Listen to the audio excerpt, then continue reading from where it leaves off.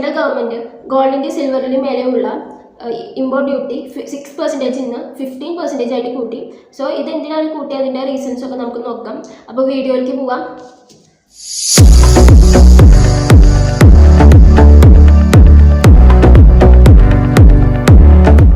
ഗോൾഡിൻ്റെ സിൽവറിൻ്റെ വില ഇനി ഉയരാൻ പോവുകയാണ്. എന്തെന്ന് വെച്ചാൽ സെൻട്രൽ ഗവൺമെൻറ് ഗോൾഡിൻ്റെ സിൽവറിൻ്റെ മേലെയുള്ള ഇമ്പോർട്ട് ഡ്യൂട്ടി 15% ആയിട്ട് ഉയർത്തി. 6% ആയിരുന്നു ആദ്യം, ഇപ്പോൾ 15% ആയിട്ട് ഉയർത്തി. അപ്പോൾ ഇതെന്താണെന്ന് നമുക്ക് പരിശോധിക്കാം. അപ്പോൾ ഇതിൻ്റെ മെയിൻ കാരണം എന്ന് പറയുന്നത് വെസ്റ്റേൺ ക്രൈസിസ് ആണ്. ബിക്കോസ് ഇമ്പോർട്ട് ചെയ്യുന്ന എല്ലാ സാധനങ്ങൾക്കും വില ഉയർന്നുകൊണ്ടിരിക്കുകയാണ്. നമ്മുടെ റുപ്പി ഡിപ്രിസിയേറ്റ് ചെയ്യണ കാരണം ഇമ്പോർട്ട് ചെയ്യുന്ന എല്ലാ സാധനങ്ങൾക്കും വില ഉയർന്നുകൊണ്ടിരിക്കുകയാണ്. നമ്മൾ ഡോളർ അധികമായിട്ട് കൊടുക്കേണ്ടി വരും. ഇപ്പോൾ നമുക്ക് നിലവിൽ നോക്കിയാൽ ഫെർട്ടിലൈസേഴ്സ്, ക്രൂഡ് ഓയിൽ, മെഡിസിൻസൊക്കെയാണ് നമുക്ക് ഇപ്പോൾ ഭയങ്കരമായിട്ട് ആവശ്യമുള്ളത്. ഇപ്പോൾ താരതമ്യം ഗോൾഡിന് അത്ര എസെൻഷ്യൽ അല്ല ഇപ്പോൾ. അതുകൊണ്ടാണ് സിൽവറിൻ്റെയും ഗോൾഡിൻ്റെയും മേലെയുള്ള ഇമ്പോർട്ട് ഡ്യൂട്ടി 15% ആയിട്ട് കൂട്ടിയത്.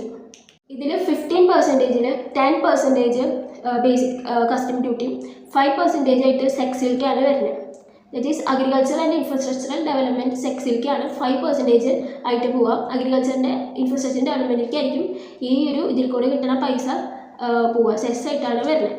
എന്തിനാണ് ഈ ഒരു ഇമ്പോർട്ട് ദാറ്റ് ഈസ് 15% ആയിട്ട് ഹൈക്ക് ചെയ്തതെന്ന് വെച്ചാൽ ഉദ്ദേശം ഒബ്ജക്റ്റീവ് എന്ന് വെച്ചാൽ ദറ്റ് ഈസ് ഒന്നാമത് നമ്മുടെ റുപ്പീനെ സ്റ്റെബിലിറ്റി സപ്പോർട്ട് ചെയ്യാം. രണ്ടാമതായിട്ട് reduce non essential import that is അത്രയും ആവശ്യമില്ലാത്ത സാധനങ്ങളുടെ ഇമ്പോർട്ട് കുറയ്ക്കാം.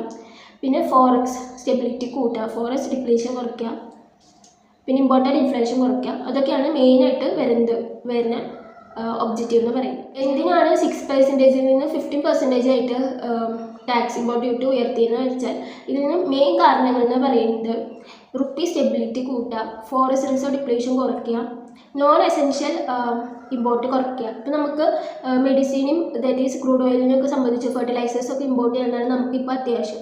ദാറ്റ് ഈസ് നമ്മൾ ഗോൾഡായിട്ട് കമ്പയർ ചെയ്യുമ്പോൾ അതൊരു പ്രൊഡക്ടിവിറ്റി നമ്മൾ ഇമ്പോർട്ട് ചെയ്യുമ്പോൾ പ്രൊഡക്ടിവിറ്റി ചെയ്യണില്ല. അപ്പോൾ അത് താരതമ്യം അതൊരു നോൺ എസെൻഷ്യൽ ഐറ്റമായിട്ട് മാറും.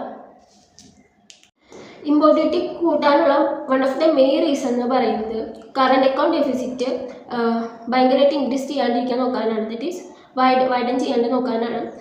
ദറ്റ് ഈസ് ഇമ്പോർട്ട് ഡ്യൂട്ടി 15% ആക്കിയത്.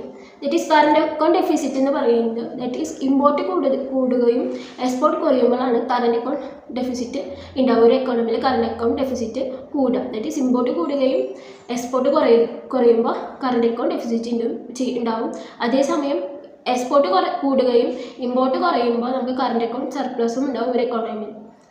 നമ്മളൊരു സാധനം ഇമ്പോർട്ട് ചെയ്യുമ്പോൾ നമ്മളത് ഡോളറിലാണ് പേയ്മെൻറ്റ് ചെയ്യുന്നത്. അപ്പോൾ 1 റുപ്പി എന്ന് പറയുന്നത് ഇപ്പോൾ 94 സംതിങ് ഡോളറാണ് 1 റുപ്പി എന്ന് പറയുന്നത്. അപ്പോൾ നമുക്ക് കൂടുതൽ ഡോളർ ആവശ്യമായിട്ട് വരും. അപ്പോൾ നമ്മൾ കൂടുതൽ ഡോളർ വാങ്ങേണ്ടി വരും. അപ്പോൾ അത് ഫോറിൻ എക്സ്ചേഞ്ച് ഡിപ്ലീഷന് കാരണം.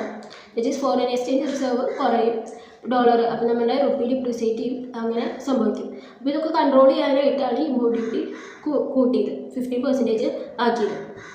ഇപ്പോൾ ചാലഞ്ചസ് ആയിട്ട് ദറ്റ് ഈസ് ഇതിൻ്റെയൊക്കെ ചാലഞ്ചസ് ആയിട്ട് വരാൻ ഇല്ലീഗൽ ഇമ്പോർട്ടിങ് കൂടും, ബ്ലാക്ക് മാർക്കറ്റിങ്, ഹവാല ഇടപാടുകളൊക്കെ കൂടും ഇതിൻ്റെ ഇടയിൽ. പിന്നെ സ്മോൾ ജ്വല്ലറി ബിസിനസ് മാൻസിനൊക്കെ ഇത് അഫക്റ്റ് ചെയ്യും. ദറ്റ് ഈസ് ഇമ്പോർട്ട് ഡ്യൂട്ടി കൂടുമ്പോൾ നമ്മൾ ജ്വല്ലറി ദറ്റ് ഈസ് ഗോൾഡ് ഇറക്കുമതി ചെയ്യുമ്പോൾ നമ്മൾ ഹൈ പ്രൈസാണ് കൊടുക്കേണ്ടത്. അപ്പോൾ അത് ചെറുകിട ഗോൾഡ് വ്യാപാരികളിലൊക്കെ ഇത് അഫക്റ്റ് ചെയ്യും. അപ്പോൾ ഇതെല്ലാമാണ് ഇതിൻ്റെ പോരായ്മ, ചാലഞ്ചസ് എന്ന് പറയുന്നത്. അപ്പോൾ നിങ്ങൾക്ക് ഈ ഒരു വീഡിയോ ഉപകാരപ്രദമായിട്ട് തോന്നുന്നത് വെച്ചാൽ നിങ്ങൾ ഈ വീഡിയോ ലൈക്ക് ചെയ്ത് സബ്സ്ക്രൈബ് ചെയ്ത് സപ്പോർട്ട് ചെയ്യണം കേട്ടോ.